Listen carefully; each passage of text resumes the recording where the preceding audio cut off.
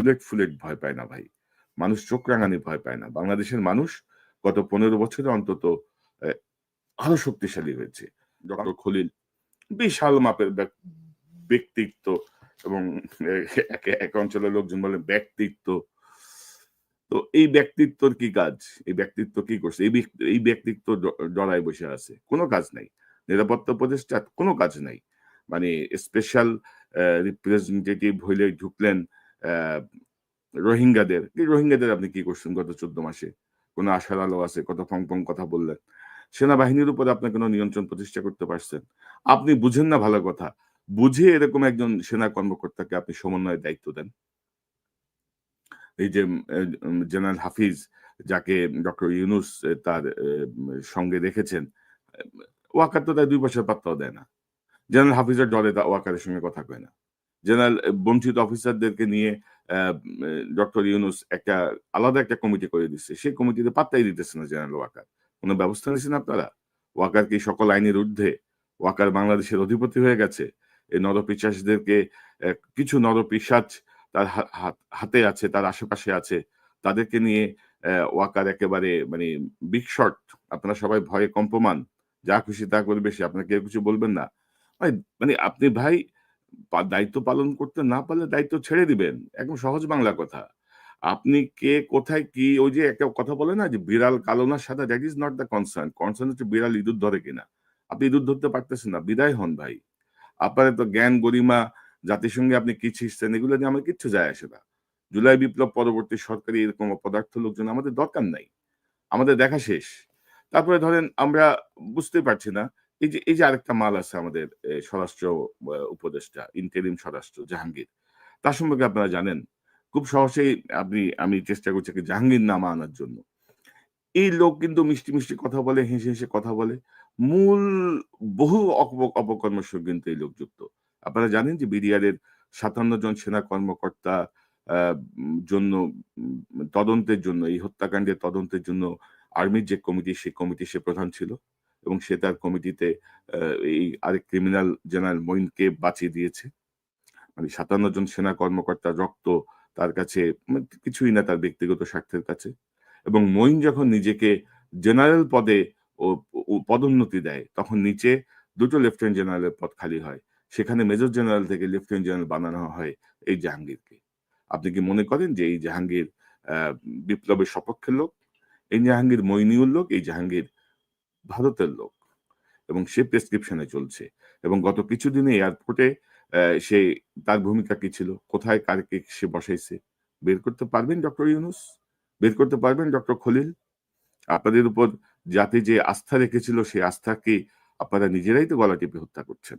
তো এখন ধরেন এই যে ঘটনাগুলো, এই ঘটনাগুলো কে ঠেকাবে? তারপরে ধরেন আমি বলছিলাম না যে ওয়াকার ফ্রি স্টাইলে চলছে। আপনারা দেখেন।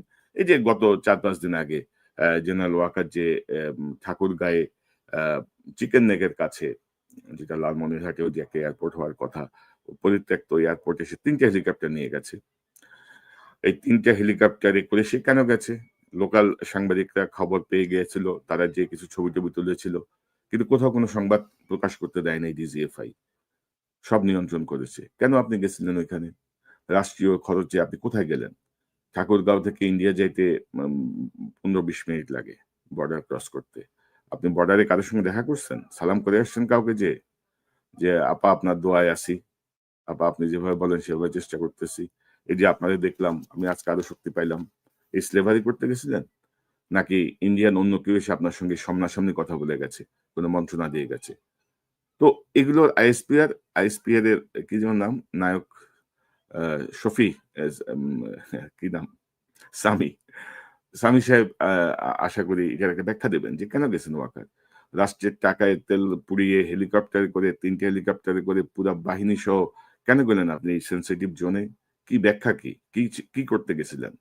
আপনাদের দিয়ে বাংলাদেশের কোন উপকার হবে ইতিমধ্যে আমি যেমন বিশ্বাস করি না, বাংলাদেশের অধিকাংশ মানুষই বিশ্বাস করে না। ইতিমধ্যে আপনি এক্সপোজড বাংলাদেশের মানুষের কাছে। আপনার খাসলত কি? আপনার উদ্দেশ্য কি? এই জায়গাগুলো আমাদের কাছে আসলে এক্সপোজড। তো এখন ধরেন আমার কথা হচ্ছে ভাই, পারলে থাকেন, না পারলে বিদায় হন। কোন ধরনের ষড়যন্ত্র করে নরপিশাচ গুম খুন এবং জুলাই হত্যাকারীদেরকে আপনি কোনোভাবে রক্ষা করতে পারবেন না। জেনারেল জাহাঙ্গীর, ডক্টর খলিল, আপনারা যাদের দায়িত্ব, আপনারা যদি দায়িত্ব পালন করতে না পারেন, বিদায় হন। আপনি কি লেখাপড়া করছেন, আপনি কোথায় কি ছিঁড়ছেন, আপনি জাতিসংঘে কি ভূমিকা রাখছেন, আপনি কোথায় উল্টায় ফেলছেন, কিচ্ছু আমার কাছে ম্যাটার করে না। বাংলাদেশের মানুষের কাছে ম্যাটার করে না। যদি আপনি জুলাই বিপ্লব পরবর্তী সরকারের দায়িত্ব নিয়ে আপনি যদি যথাযথ ভূমিকা পালন করতে না পারেন। জেনারেল ওয়াকার, আপনাকে আবারও সতর্ক করছি, বিনয়ের সাথে সতর্ক করছি। ওই যে সরকারি আদেশে লেখা থাকে না? আদেশ ক্রমে নির্দেশ প্রদান করা হলো। অত্যন্ত বিনয়ের সাথে আপনাকে বলছি যে ভালো হয়ে যান। গুম খুনের সঙ্গে যুক্ত নরপিশাচদের রক্ষা করতে যাবেন না। আর রক্ষা করতে চেয়ে আপনি আগুন লাগাবেন আপনার লোকজন দিয়ে, ডিজিএফআই দিয়ে, এনএসআই দিয়ে। লাগান দেখি কতটুকু লাগাইতে পারেন। আপনার পিঠের চামড়া শেষ পর্যন্ত থাকে কিনা।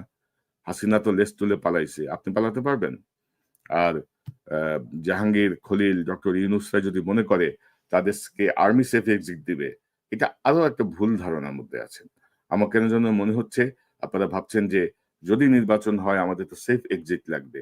সেটা আর্মি আপনাদেরকে দিবে। ভুলেও না। আর্মিও আপনাদেরকে সেফ এক্সিট দিতে পারবে না। কোন রাজনৈতিক দল আপনাদেরকে সেফ এক্সিট দিতে পারবে না। একমাত্র বাংলাদেশের জনগণ আপনাদেরকে সেফ এক্সিট দিতে পারবে।